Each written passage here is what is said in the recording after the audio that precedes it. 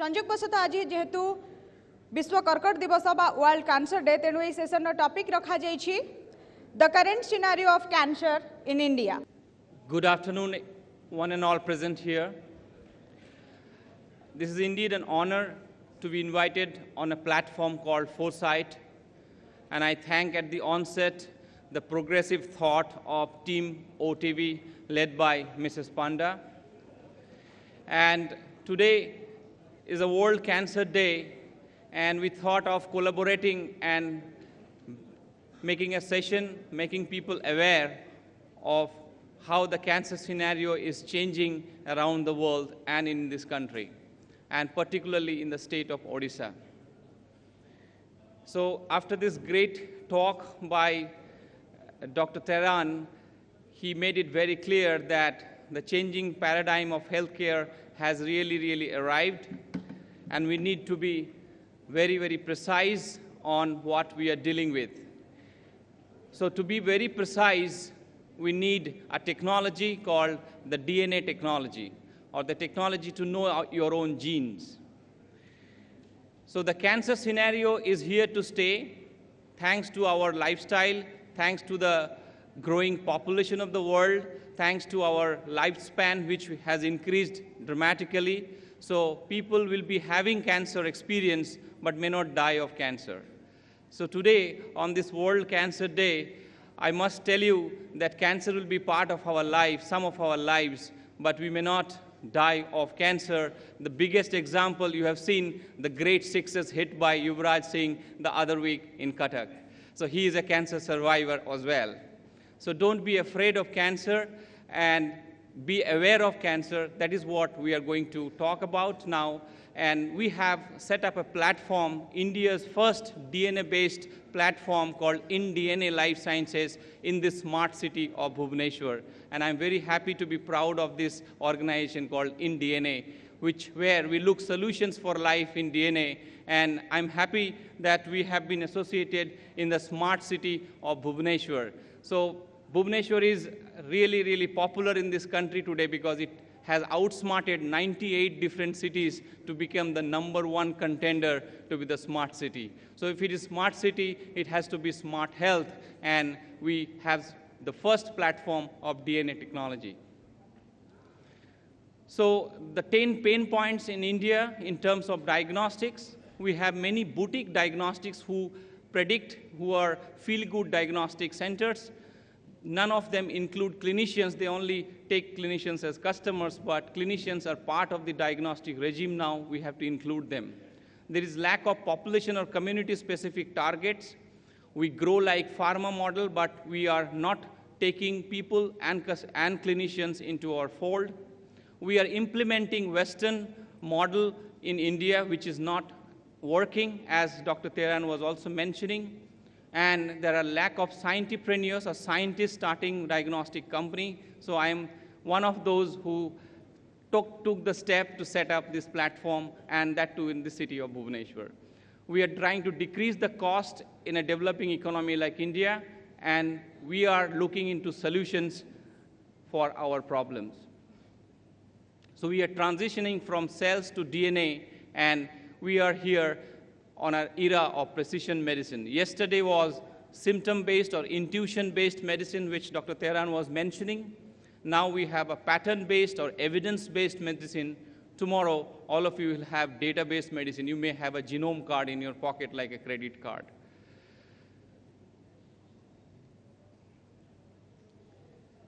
So here we are here to discuss about the awareness and the scenario of cancer dynamics in this country. But very enlightening speech. My first question is, how bad is the cancer situation in India? And what are the reasons that have led to the spurt in the number of cases of cancer in the recent years?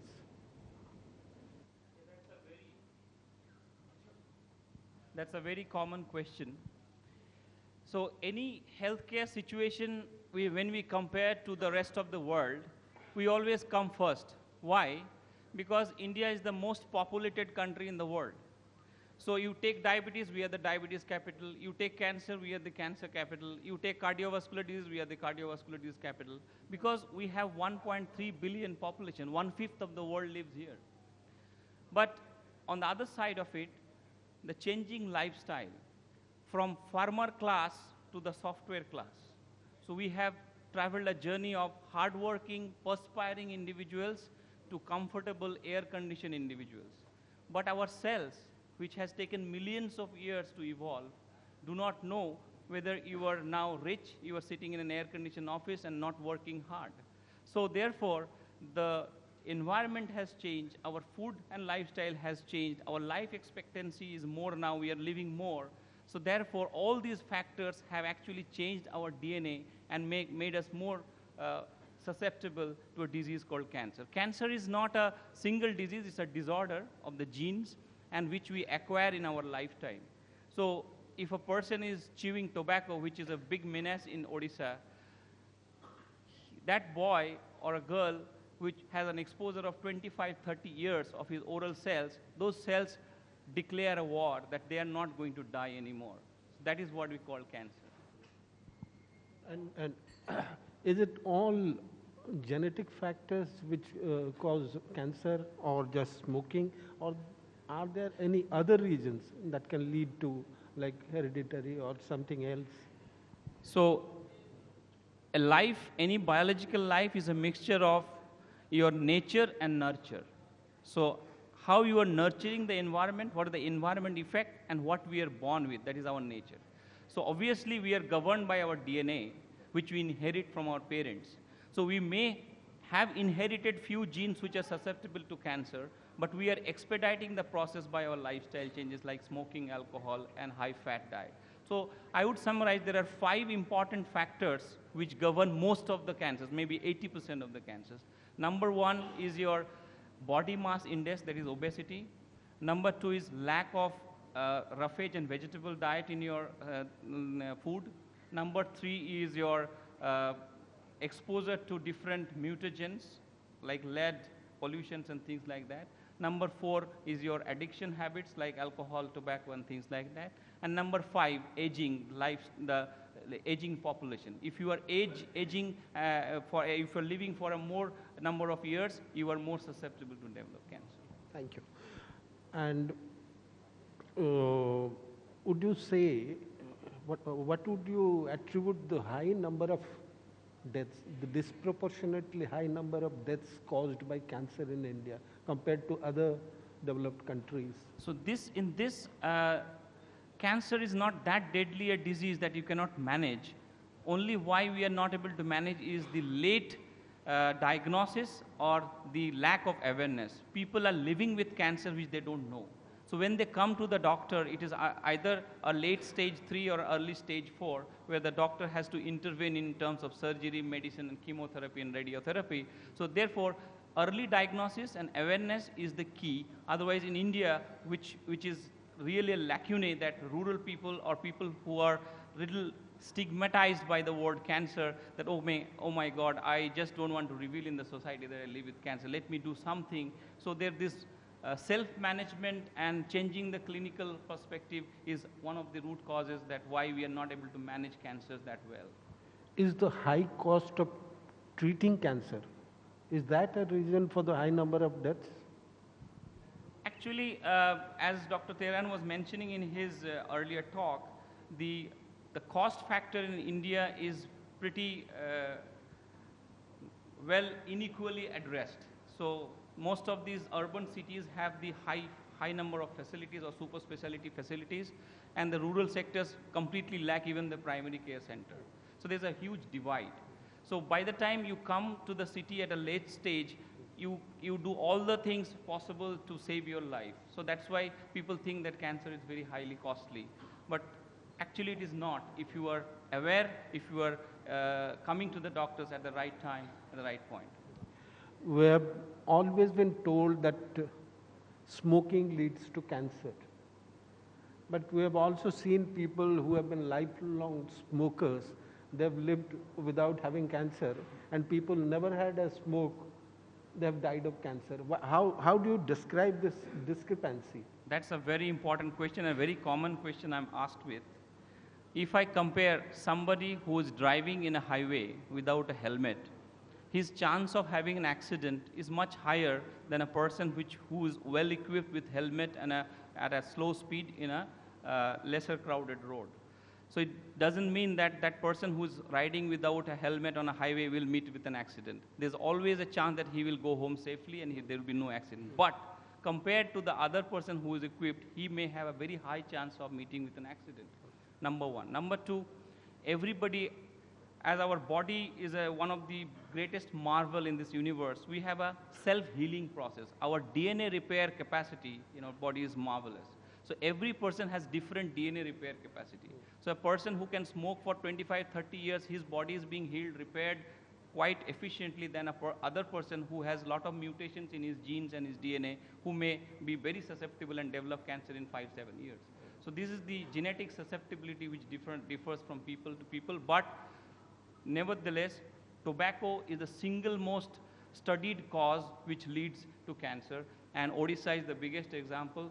We have the highest number of oral cancer in the whole world. The new oral cancer detection here is #1 in the country as well as the world. So are some people with particular genetic features more vulnerable to fall into cancer than others? Yes. Who may have different genetic... So as I told you that in our lifestyle, we accumulate changes which are imprinted in your genome. So these are again passed to the next generation.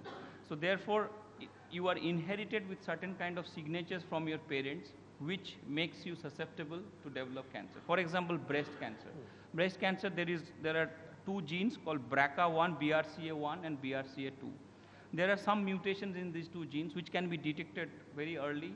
Any girl can undergo this screening, and if you find that there are some susceptibility factors, you can take precautions and you can manage well. You may not develop the disease at all if you are aware of it. And what is the share of lung and lungs cancer caused primarily by smoking, as you said? What is the share of lung cancer in comparison to the total number of cancer cases in India? So this is very simple. Amongst women, breast cancer is the #1, followed by cervical cancer. In men, lung cancer is the #1. There are different varieties of lung cancer, of course. So in men, there are 4 cancers which are very common: colon, lungs, esophagus, and prostate. But in women, you have the ovarian cancer, the breast cancer, the uterine cancer, and cervical cancer. And how do you describe the cancer situation in Odisha?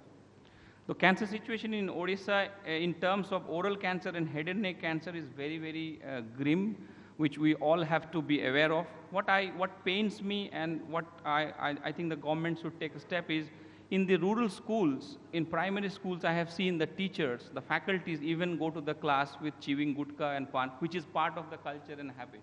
So the children look up to that faculty and say, oh, this is what I should also imbibe when I am in class 5, 6, 7. So any person getting addicted to this chewing habit in the early stages of their life, and then they're exposed to 15, 20 years, and then they have this oral cancer. Oral cancer is one such cancer which are treatable.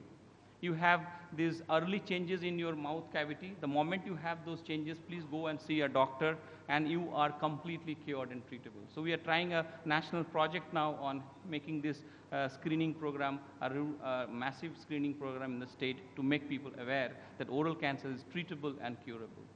Are the facilities in place in Odisha adequate for treatment of cancer, would you say that? So I am not competent authority to assess the facilities, first of all. I am just a scientist who looked into the DNA and predict changes and diagnose. But situations in this state, Bhubaneswar is slowly emerging as a health capital of East, health and education capital. We have very good facilities coming up, and therefore a lot of access to good health care is happening in Odisha, which I would say is a very good sign. But a lot more to be done. And how do you see the cancer situation panning out in the next few years? Do you see a rise in the number of cases? Do you see a smaller number of cases? There will be definitely a rise in number. There's no doubt about it, because of our, of course, as I said in the beginning, lifestyle. But the management and the access to healthcare and the detection will be there in place to manage cancer. So people will not die of cancer, people will live with cancer, people will have cancer experience. By 2020, the World Health Organization's prediction is anybody above 40 years of age, 1 in 4, that is 25%, will have some kind of cancer experience. But you may not die. Okay, there will be management and there will be quality healthcare to take care, and also in this whole management, the cancer chemotherapy, the dreaded chemotherapy, is now becoming very, very simple and targeted therapeutic. So you can target which are the genes responsible for cancer, and for that we have a great technology called the DNA technology.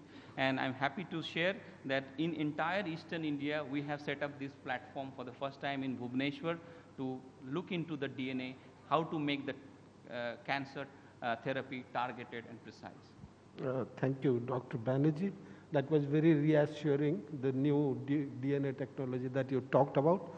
Maybe we can take a few questions from the audience, but before that, I would request the questioner to please introduce himself before asking the question and keep your questions brief.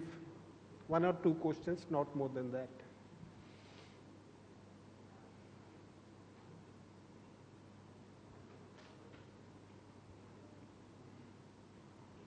Somebody please hand over mic.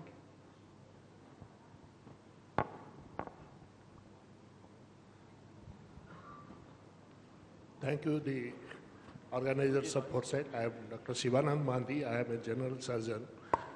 My question to Dr. Banerjee, of course, have you any specific targeted plan for the surveillance of breast cancer and their treatment modalities? Because nowadays, the management of carcinoma breast has been individualized.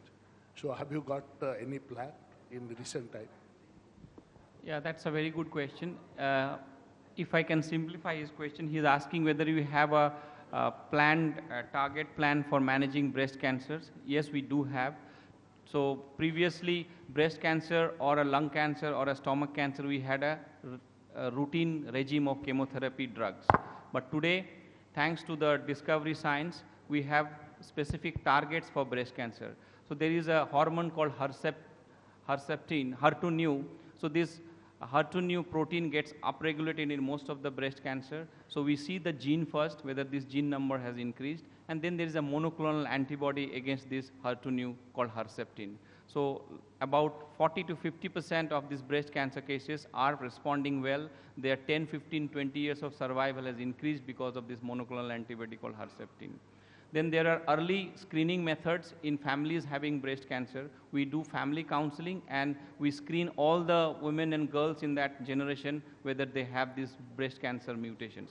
And then we can maintain the database, and then we assure them that anytime they have any such changes, they can be referred to the best of the doctor. So this kind of tailored and targeted management are now a reality. It used to be a textbook knowledge 10, 15 years back, but today it's a reality in the clinic and the practice. I'm happy to announce that.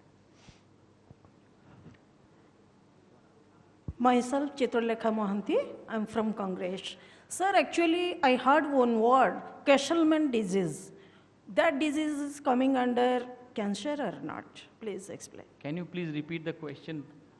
Castleman disease. That disease is coming under cancer or not? Please. I didn't get the disease name. Castleman disease. Okay. No, this doesn't come under cancer.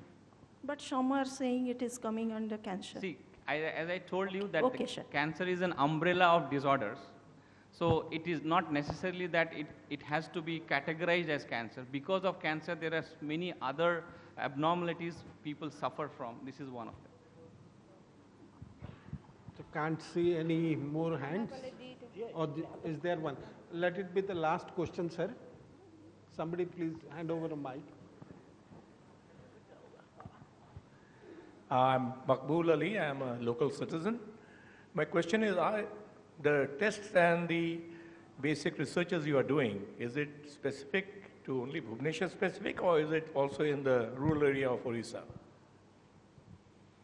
Okay, so I'm talking about the coverage area so that more people can benefit from what you're doing. Yes, so we are a 3-year-old organization, and we are taking first steps to secure that this technology platform is available to most of the hospitals in Bhubaneswar, Cuttack, Baharampur, and other places of Odisha. And our vision is to make Odisha the first precision medicine reliant state in the country. That's why we are also part of the Smart City, Smart Health mission. I'm afraid we will have to end here. Thank you very much, Dr. Banerjee, for that very enlightening It's really talk. a pleasure. Pleasure is mine. Pleasure talking.